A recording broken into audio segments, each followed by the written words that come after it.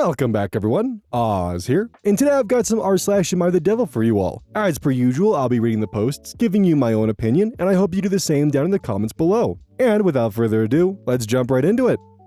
Cross-posted from r/AmITheAsshole. Am I the asshole for grounding my daughter? A couple of days ago, we started getting rats in the walls/ceiling. They're very active in the middle of the night, and they've woken all of us up. My husband is working on getting them out and said it should take a week for them to start to leave. Last night, they were especially bad around my daughter's 15 female room, and she took some Advil PM to help her sleep at around 10:30 or so. They woke her up at around 3 or 4, and she says she doesn't know if she took them again, but she slept until 10 minutes before she was supposed to leave. She was extremely groggy, and when she woke up, I thought she was just tired from the rats.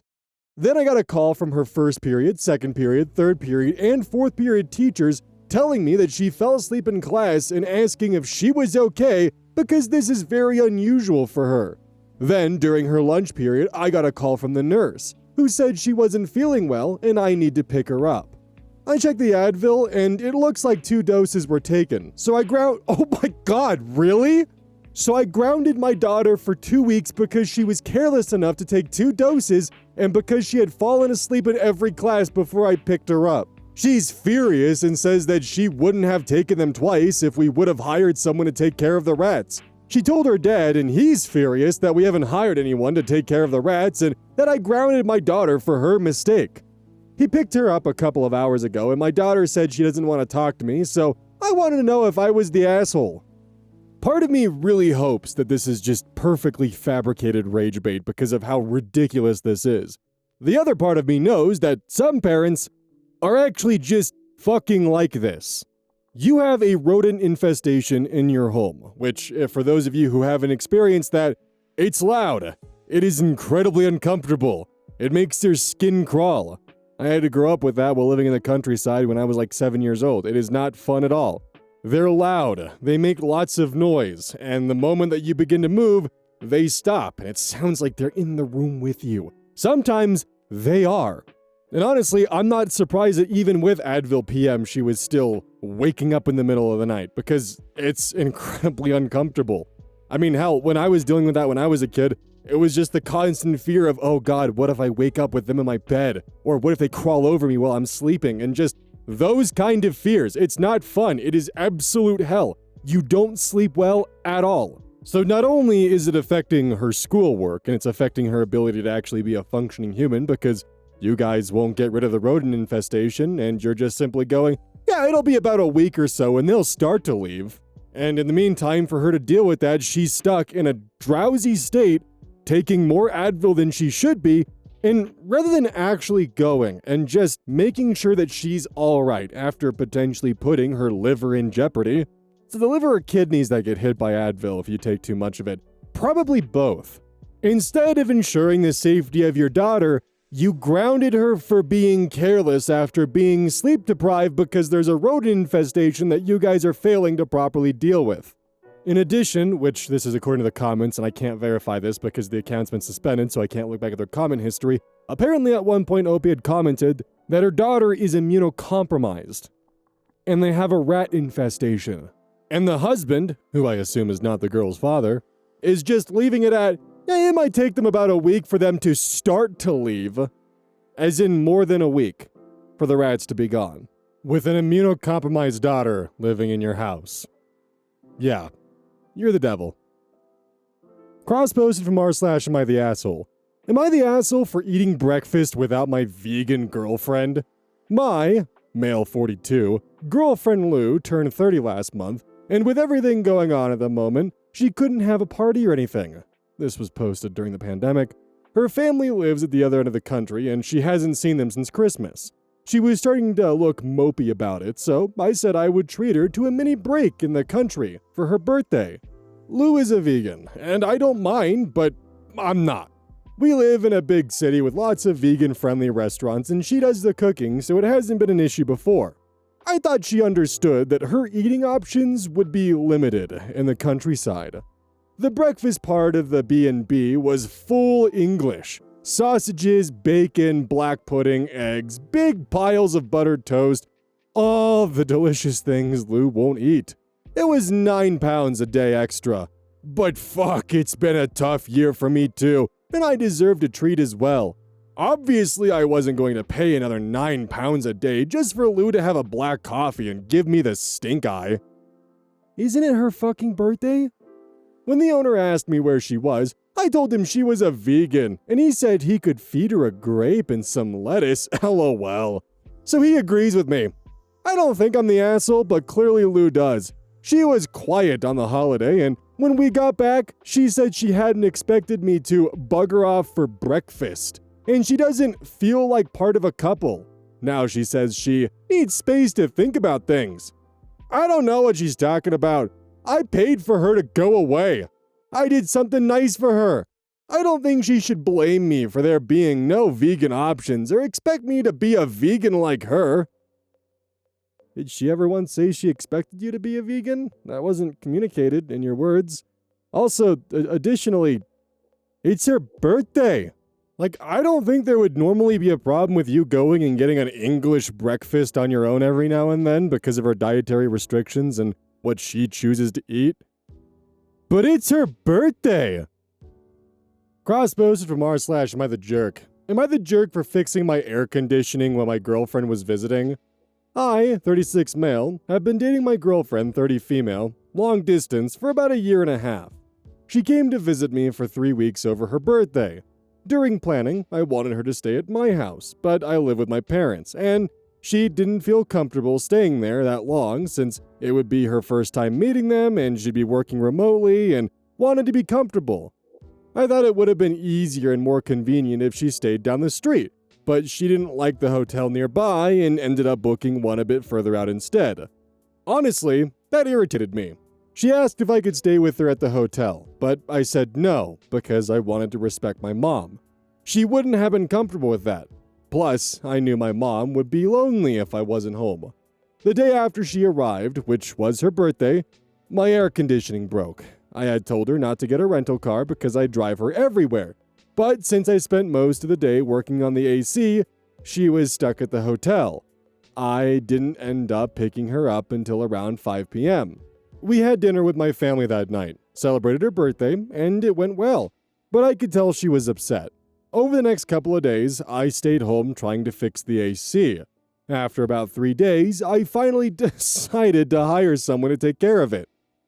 I FaceTimed her the second... Oh my god, dude. I FaceTimed her the second night and asked what her plans were for the next day, and she got really quiet and shut down. After our call, I texted her good night and she just replied with a thumbs up emoji instead of saying anything. I could tell she was mad, but... I could tell she was mad, but didn't understand why. When I saw her again, she told me she felt like she barely saw me and started crying. I didn't really understand why she was so emotional. It's not like I wanted the AC to break, and I was doing my best to handle it. Later that night, she thanked me for listening, and I told her she was the most emotional... Oh my fucking god. I told her she was the most emotional girl I've ever met. I wasn't trying to be mean, I just didn't understand why she was upset with me. From my perspective, the air conditioner breaking was just one of those things that happens.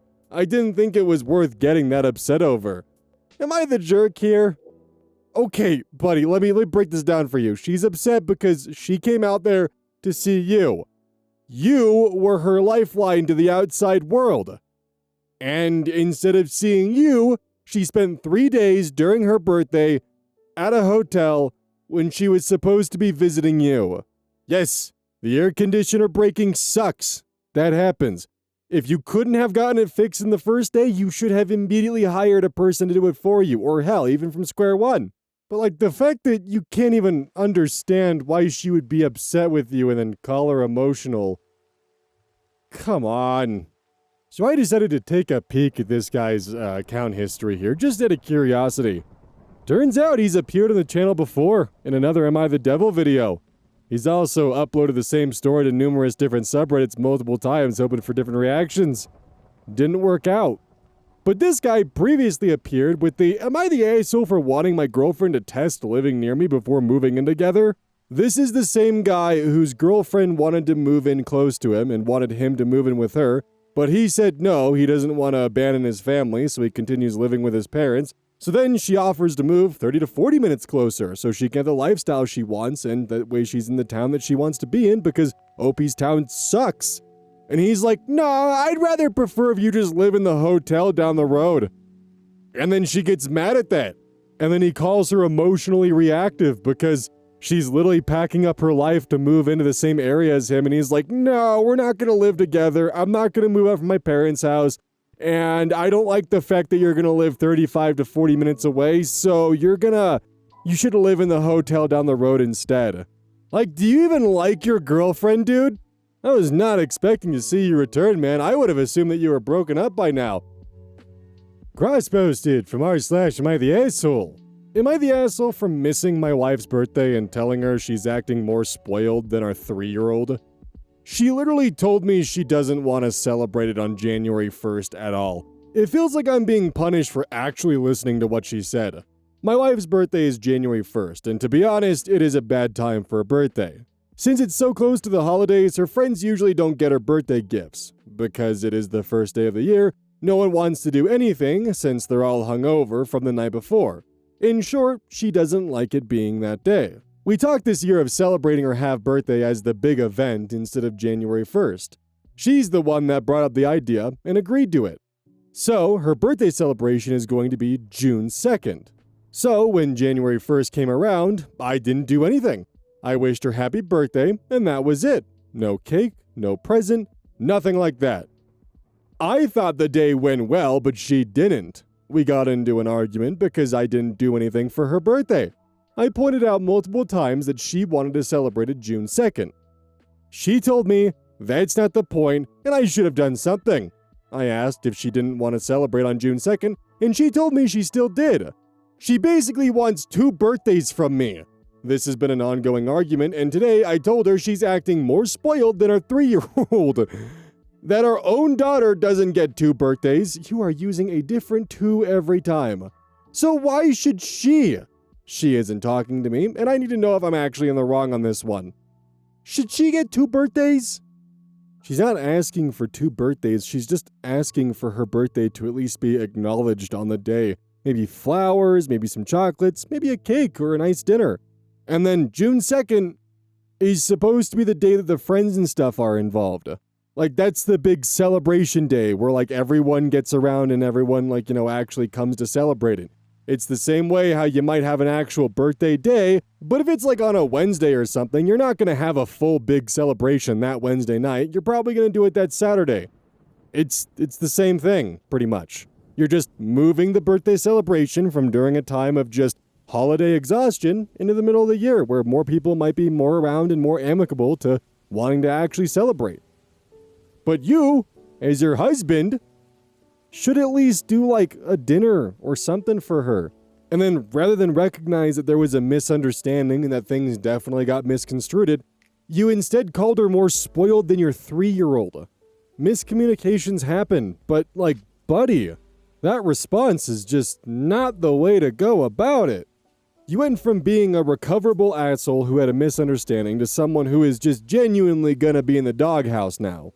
Also, speaking as someone who has a birthday on November 22nd. Now, for those of you who may not realize off the top of your head what that means that my entire life has revolved around the fact that Thanksgiving happens the same week as my birthday, sometimes even on my birthday. This also means that oftentimes a lot of my friends would be out of town for my birthday, so a lot of my birthday celebrations were quiet because everyone was usually off kind of doing family stuff.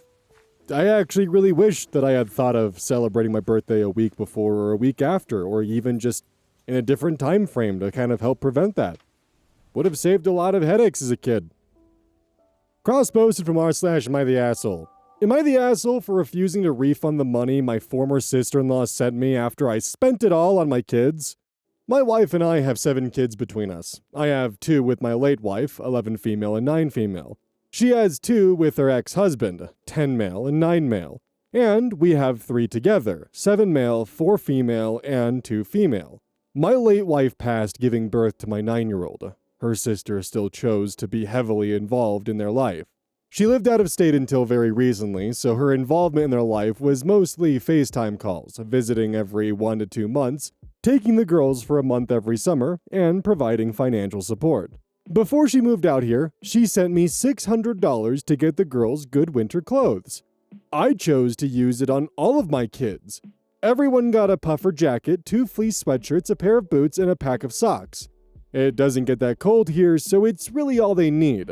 When she found out I used the money on all of the kids and not just my older daughters, she demanded that I refund her, since that's not what the money was for. I refused, so she suddenly pulled all financial support. As a result of this, we had to move into an apartment. The kids had to stay home alone after school, and my oldest's EpiPen expired. She never told us it was expiring. After multiple CPS calls, my daughters now live with their aunt. I was venting to a friend about this situation, and the math ain't mathin'. I was venting to a friend about the situation, and they're saying the whole thing is my fault because I chose not to use the money the way I was told to. Then I refused to refund it when she told me to. My wife's friends are blaming her for the same reason, so I wanted to see if we were the assholes for using the money on all of our kids and not refunding her when she demanded it. Edit, CPS didn't remove the kids, we decided to let the girls live with their aunt and uncle. Okay, that at least makes a bit more sense. I feel like we're either missing a ton of information or this is like poor people hate bait. Because you're telling me that the aunt was providing enough financial support to the point where when that was revoked, you guys had to move into an apartment even after, apparently, your older daughters now live with your aunt.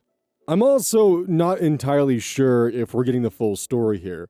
And honestly, judging by the comments, I'm gonna get a lot of flack for this one, but I think this is an everyone sucks here situation. I think the aunt is wrong, and I think OP is wrong. I think the aunt is wrong because the aunt knows that this family is struggling. The aunt knows that that $600 can't be refunded. That $600 was used to buy warm clothes for the 2 daughters, but it was also used to buy warm clothes for all the other children. It's not like it was just burned on random bullshit. It was still used for the good of the children. And now because of that, the aunt is pulling away financial support that apparently allowed the 2 daughters that she cares so much about to now have to move into an apartment, then began calling CPS and put 5 other kids in jeopardy because OP wanted to buy everyone warm winter clothes. I understand the purpose of the $600 was not for all the kids, just for 2 of them. But the punishment doesn't feel like it fits the crime here. If I was in the shoes of the aunt, taking into position of the fact that, those are my nieces, and my ex-brother-in-law has also remarried and has kids that have no relation to me, if I did give $600 for my nieces to have winter clothes and I found out it was being spent on the other kids, I would be a bit disappointed, but I don't think I would have that same reaction, in the slightest. I know that I myself would choose differently if I were in the aunt's shoes, and for that opinion for myself, I think that she is an asshole. One of the assholes in this situation.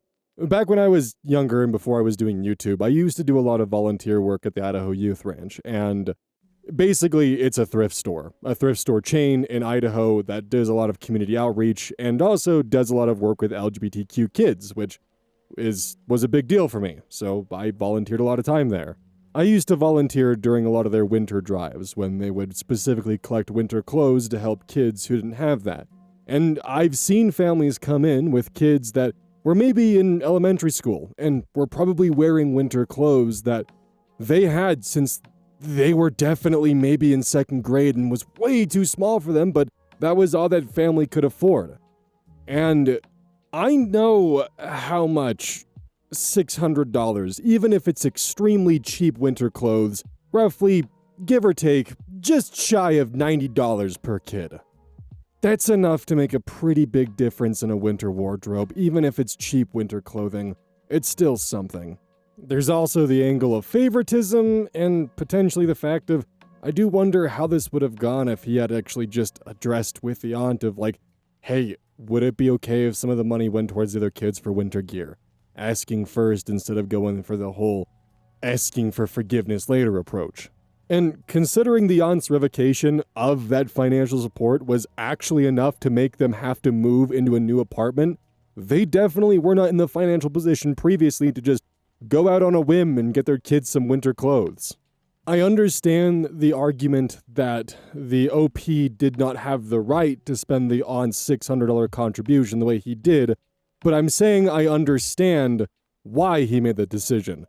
And I'm also saying that I feel like the aunt's reaction to him making that decision is overblown and out of proportion. There's cruelty to it. Now, when it comes to OP, the EpiPen being expired, you're their father. All of your kids are 11 or younger. That's on you, buddy. That's your responsibility to make sure their medication's in check. Don't pin that on them with she never told us it was expiring. They're kids. Also, buddy, if this is your current financial situation, invest in some contraceptives. Come on. I also feel like there is probably a lot of information missing from this story, and I would like to hope that maybe this was an ongoing issue between the aunt and OP, and this was the straw that broke the camel's back. I would very much like to hope that was the case, but we don't really have too much information on this, and that would just be speculation on my point. One of my tinfoil hat theories, if you would. Also, I just totally destroyed my Amazon recommendations, by the way, and now Amazon thinks I have 7 kids. Yeah, you could easily get the items listed for 7 children under $600. You have to definitely purchase cheap and go for the Amazon Essentials or Amazon Basics. But I was able to get a kid's puffer jacket, 2 fleece sweatshirts, a pair of boots, and a pack of socks for each kid, all under $70. So, it isn't that unreasonable. Cross post from r/am I overreacting? Am I overreacting? My boyfriend's best friend's new girlfriend is not a girl's girl. Me, 24 years female, and my boyfriend, 24 years male, have been together 2 years. We live with each other, and he's had his best friend, 26 years male, since childhood, who I adore. Well, my boyfriend's best friend just got a new girlfriend. The boys will stay up late gaming and on the headset together. Usually I go to bed around 9 or 10, way earlier than the boys. I've never heard her on the headset, but my boyfriend told me last night that every time I go to bed, she hops on and starts entering herself into the conversations with the boys. My boyfriend showed me last night that she tried to friend request him on social media and told him over the headset that she stalked his socials. She admitted that to him, knowing I was not around. She has not tried to say hi to me or friend request me or even acknowledge me. We're grown-ass women. This is not high school. I will always introduce myself to the female first, no matter who the situation is for. Am I overreacting? I feel like the girls have no respect for other girls' relationships. I don't trust anybody to begin with, but my subconscious is freaking out because I truly don't trust this woman. My boyfriend is so loyal, and I know nothing would ever happen, but knowing that girl inserts herself into my boyfriend's life is an issue. Should I talk to my boyfriend? Should I let it go? Should I friend request her? I'm an adult. I want to handle this the right way. Or should I just ignore everything and trust my boyfriend? That was exhausting to read. Is your boyfriend telling her when you're going to bed? Like, is he telling his best friend's girlfriend, hey, my girlfriend's going to bed, you should hop on now?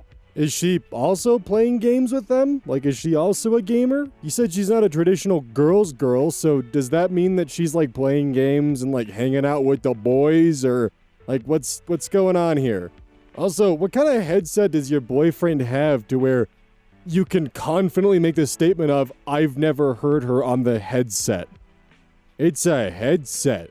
And my next question is how often do you guys talk with each other?